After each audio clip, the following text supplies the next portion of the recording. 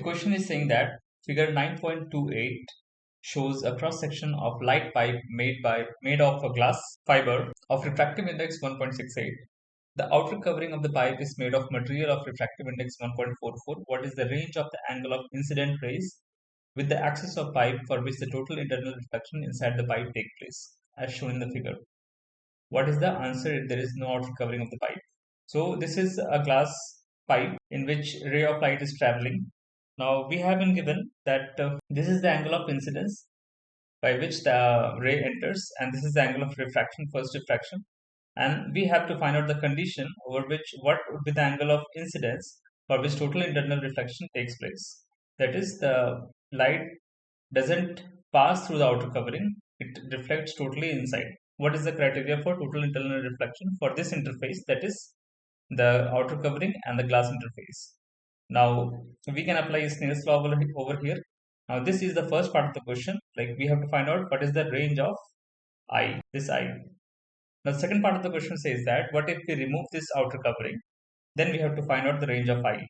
So we will be using Snell's law over here. Now let's revisit the Snell's law. So it says that if the angle of incidence in one media of refractive index n1 and the angle of refraction in the other media of refractive index n2, then it can be related by n1 sine I equals to n2 sine R. So we will use this Snell's law in order to find out the critical angle. So let's calculate the critical angle.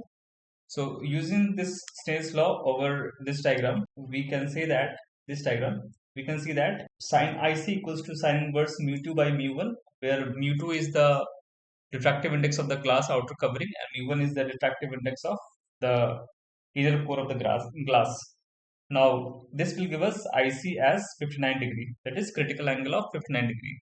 So by now we have come to know that IC, that is I dash must be at least 59 degree for the total internal reflection to take place.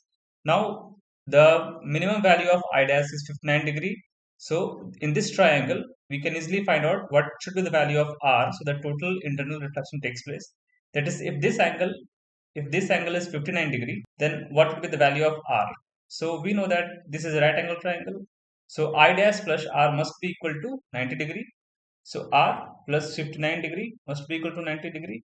So the value of R must be equal to 31 degree. So the minimum value of I dash should be 59 degree. So maximum value of R should be 31 degree. Now for this value of R to be 31 degree, what should be the angle of incidence? Again we will apply Snell's law over here. Now we can take the refractive index of this media as 1, and we know the refractive index of this media, that is the glass core media, as 1.68. So we will apply Snell's law over here. So calculating the condition for R that is less than 31 degree would be 1 sine I is equals to 1.68 sine R. Now sine I by sine 31 degree, that is sine R, I have written sine 31 degree, would be equal to 1.68.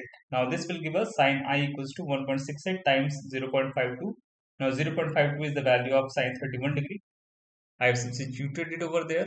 Now the value of I would be equal to approximately 60 degree. That is, for the angle of incidence of 60 degree, we will get a value of angle of refraction in the glass core as 31 degree. Now the angle of refraction must be less than 31 degree in order for the total internal reflection to take place.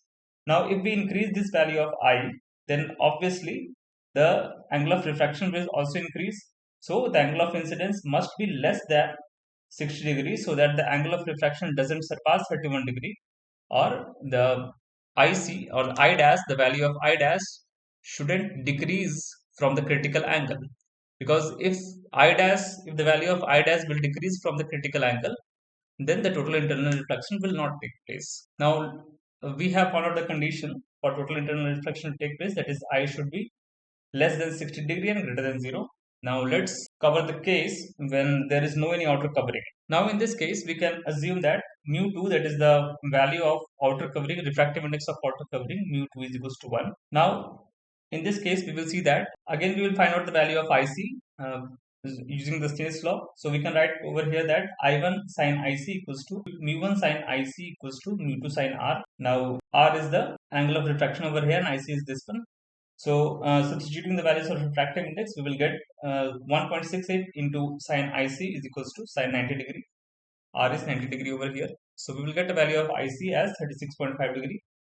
Now, for total internal reflection, we saw that since IC is equals to 36.5 degrees, so I dash must be greater than this critical angle, that is 36.5 degree.